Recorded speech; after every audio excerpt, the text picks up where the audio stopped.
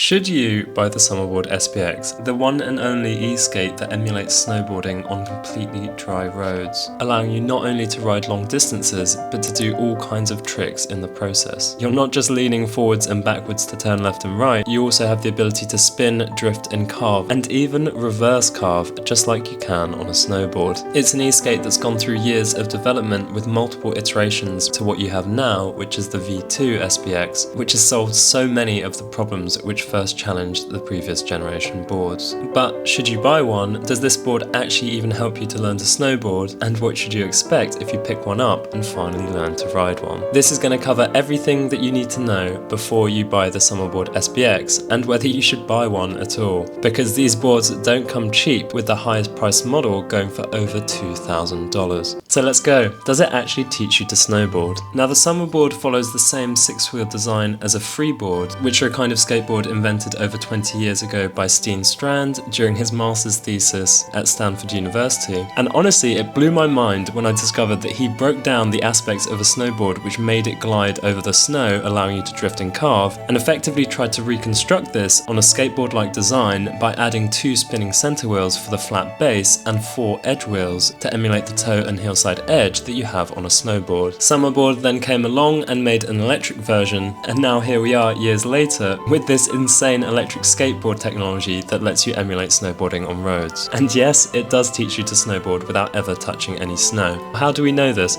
Well, we ran the test ourselves by learning to freeboard and summerboard for a year, and then tried snowboarding over a 4-day trip. These were roughly the results. We managed to go down a black slope in 24 hours, we landed some jump 360s within 3 to 4 days, and attempted to do some reverse carves at high speed within the first couple of days, thus demonstrating that picking up a summerboard or a freeboard, which are the non-electric equivalents, can actually teach you to snowboard before ever going on the mountain. Absolutely mental. Now, I will say that there's a couple of things which learning to summerboard and freeboard won't do, which is like strapping on the boots. There's a slight weight difference on each leg between riding on the snow and riding on roads, but look, the essence of summerboarding and freeboarding is basically the same as that of snowboarding, and it just goes to show how awesome these alternative kinds of skateboards are. They quite literally are road snowboards. So now that we know that they really do emulate snowboarding on roads, and it's not just a lie that they use to sell you an expensive e-skate, let's have a look at why these e-skates are so cool by looking at some of the things that you can do while riding them, which absolutely distinguishes them from your standard e-skate.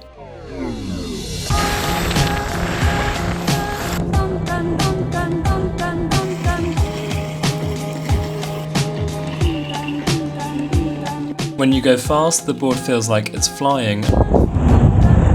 And honestly, it feels a lot more like a hoverboard than a snowboard, and it makes the most crazy noise like an electric rocket that's taking off.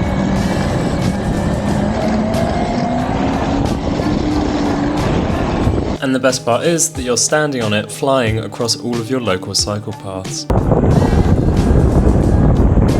Its max speed is 28 miles per hour, which is absolutely fast enough for anyone. I don't see why you'd want to go much faster than this, and if you did, you can easily do that by just picking up a freeboard and going down some mountain roads.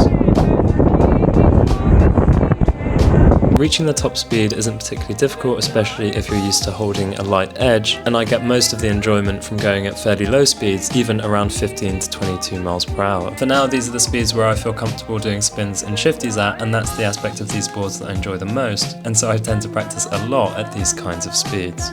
I should clarify, I don't tend to log my speeds or anything, but I'm pretty sure I go much faster when I do spins on the freeboard than I do on the summerboard.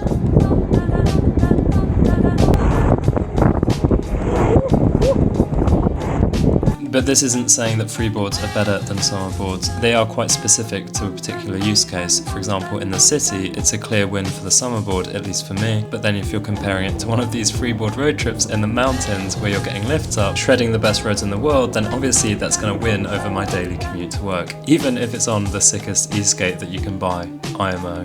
So now comes the difficult part, which is going over the price of the board, which I think will immediately close off a lot of people because, at least in my opinion, if you're going to start summerboarding, you may as well buy the Pro Pack, which goes for $2,049. Now obviously that is a ton of money, but if you can use this board to its full potential, either as a way to commute to work, a way to improve your snowboard riding if you then want to go on a trip over in the wintertime, or if you freeboard, to use it as a tool to learn all kinds of new tricks before doing them on more serious mountain roads, then it's a lot easier to justify. Or if you're just completely rich, then just fucking send it and buy one, because you will have a lot of fun riding it. And for those of you that point blank cannot afford the Summerboard, then just pick up a Freeboard, especially the second-hand ones, which can go for under $100. So to answer the title of the video, should you buy a Summerboard SBX? The answer being yes, if you can afford it, and if you can't afford it, then just pick up the second-hand Freeboard, or buy a new Freeboard if that's closer to your price range. I have a video that breaks down all of the different prices of all of the boards of each brand. Other than that, the last important thing to mention is how difficult these boards are to learn. Now, they can definitely be quite unforgiving. Of course, road snowboarding opens the possibility to catch the edge on the road, which can be quite painful. But honestly, if you just wear wrist guards and a helmet when you learn to ride, you'll never get yourself that badly injured, as long as you don't absolutely send it far past your skill level, which I wouldn't advise. So I hope you enjoyed the video. Like it if you can be fucked to do that, but as long as you enjoyed it, that's the important part, and subscribe if you want to stick around to see more freeboard and summerboard content. And as always, I hope you enjoyed the video and have a good one.